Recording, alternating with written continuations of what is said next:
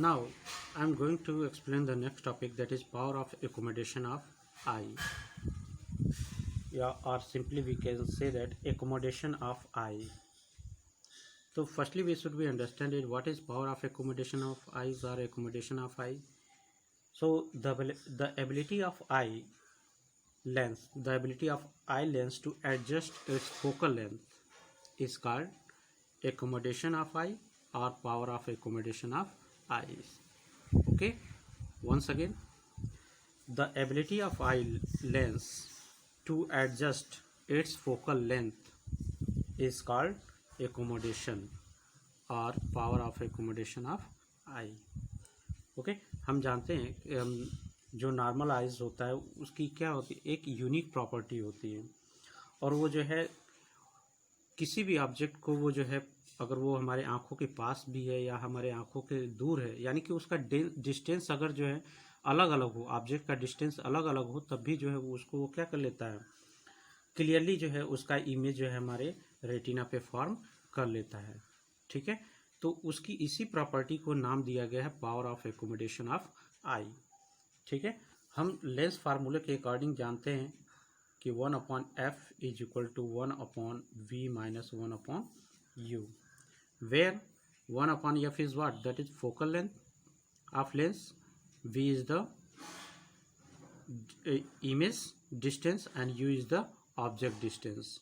ठीक है, तो यहाँ पे जो हमारी आइज होती है, तो ऑप्टिकल जो हमारा क्रिस्टलाइन लेंस होता है और जो रेटिना होता है, यानी कि वो जो है फिक्स होता है, यानी कि वी जो है हमेशा क्या होता है, फिक्स होता है हमारे आइज में. लेकिन जो हमारे आँखों के सामने जो ऑब्जेक्ट होता है उसका डिस्टेंस जो है क्या होता है, अलग अलग होता है, वो जो है वेरी करता रहता है, डिफर करता रहता है. तो इस तरह से जो ऑब्जेक्ट डिस्टेंस है वो जो है इस फोकल यानी कि लेंस के फोकल लेंथ पे जो है डिपेंड करता है. ठीक है, यानी कि जब कोई ऑब्जेक्ट जो है पास आता है तो उस समय जो फोकल लेंथ चेंज हो जाता है. जब कोई ऑब्जेक्ट जो है हमारी आंखों से काफ़ी दूर होता है तो उस समय जो है जो लेंस का फोकल लेंथ होता है वो जो है चेंज हो जाता है. और इस फोकल लेंथ के चेंज होने की वजह से ही जो है किसी भी ऑब्जेक्ट का, चाहे वो दूर हो और या पास हो, उसका क्लियर और शार्प इमेज, रियल और इन्वर्टेड इमेज जो है हमारे आँखों के रेटिना पे फॉर्म करता है. ठीक है, तो इसमें क्या होता है कि जो हमारी आँख होती है या जो हमारे आँखों का लेंस होता है वो क्या होता है, अपने आप को एडजस्ट करना शुरू कर देता है. ठीक है, और जब वो एडजस्ट करता है तो उसका जो है जो लेंस का फोकल लेंथ है वो जो है चेंज होता है, और चाहे वो ऑब्जेक्ट फिर जो है चाहे दूर हो या पास हो, उसका क्लियर इमेज जो है हमारे आँखों की रेटिना पे फॉर्म कर जाता है. ठीक है, तो इसमें हम दोनों कंडीशन के बारे में जो है जानेंगे. अगर कोई ऑब्जेक्ट जो है दूर हो, यानी कि लेंस हमारे लेंस से जो वो ऑब्जेक्ट जो मैक्सिमम दूरी पे हो, तो उस केस में जो है कैसे शार्प इमेज बनता है. तो हम सिंपल एक आई बनाएंगे.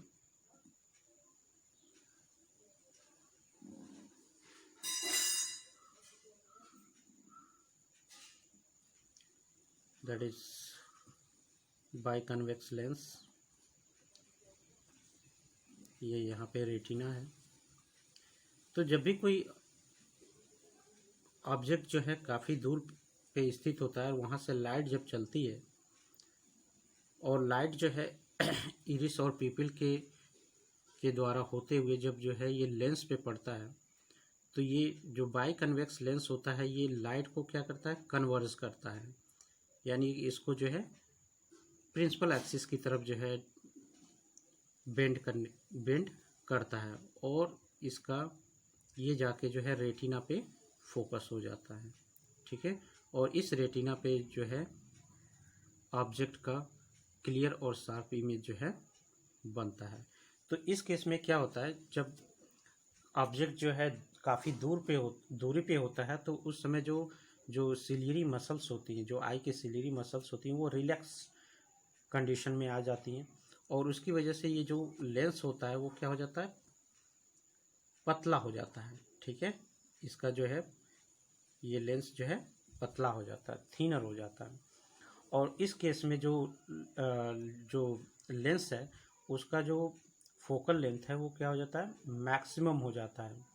और जब इसका फोकल लेंथ मैक्सिमम हो जाता है तो जो भी लाइट जो है दूर से आ रही होती है उसको जो है रेटिना पे फोकस करता है और उसका क्लियर और शार्प इमेज जो है इस रेटिना पे फॉर्म कर देता है। ठीक है।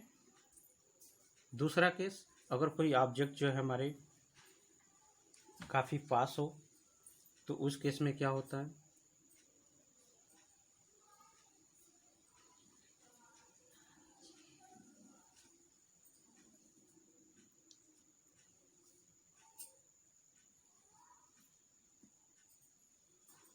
ये फोकल,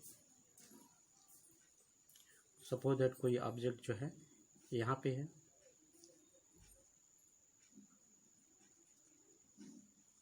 ये रेटिना, तो लाइट जो है यहाँ से चलना शुरू करती है। ठीक है। और जैसे ही इस बाई कन्वेक्स लेंस पे पड़ता है इस ये लाइट को जो है कन्वर्ज करना शुरू करता है और कन्वर्ज करने के बाद ये जो है लाइट को जो है आई पे फोकस करता है, यानी कि रेटिना पे फोकस करता है और उसका जो है ऑब्जेक्ट का क्लियर और शार्प इमेज जो है बनता है। ठीक है। तो इस केस में क्या होता है, जो सिलियरी मसल्स होते हैं जो कि इससे हमारे आई लेंस से जो है जुड़े होते हैं वो क्या होते हैं, कॉन्टैक्ट, सिकुड़ते हैं और सिकुड़ने की वजह से जो हमारे लेंस है, आई लेंस है, उसका कर्वेचर जो है क्या हो जाता है, बड़ा हो जाता है। और उस केस में जब कर्वेचर बड़ा हो जाता है तो आई का जो ये आई लेंस है वो जो है मोटा हो जाता है या थिकर हो जाता है। और जब ये मोटा हो जाता है तो इस समय उसका जो फोकल लेंथ होता है वो घट जाता है, डिक्रीज कर जाता है। और जब इसका फोकल लेंथ डिक्रीज कर जाता है तो किसी भी नियर बाई ऑब्जेक्ट का जो है क्लियर और शार्प इमेज जो है इस रेटिना पे जो है फॉर्म करना शुरू कर देता है। ठीक है, या फॉर्म हो जाता है। इस तरह से जो है हम यहाँ पे देख रहे हैं, जब कोई ऑब्जेक्ट जो है दूर होता है तो उस केस में जो है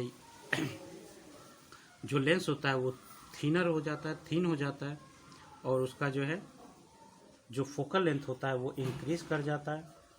दूसरे केस में क्या होता है, जब कोई ऑब्जेक्ट जो है काफ़ी पास होता है तो उस केस में जो है जो सिलियरी मसल्स होती हैं वो जो है सिकुड़ जाती हैं, कॉन्ट्रैक्ट हो जाती हैं और उस केस में जो फोकल लेंथ होता है लेंस का वो जो है डिक्रीज कर जाता है और फोकल लेंथ जो है थिकर हो जाता है और जो लाइट होती है वो जो है रेटिना पे पड़ना शुरू हो जाती है और इससे जो है ऑब्जेक्ट का क्लियर और शार्प इमेज जो है फॉर्म करता है। ठीक है।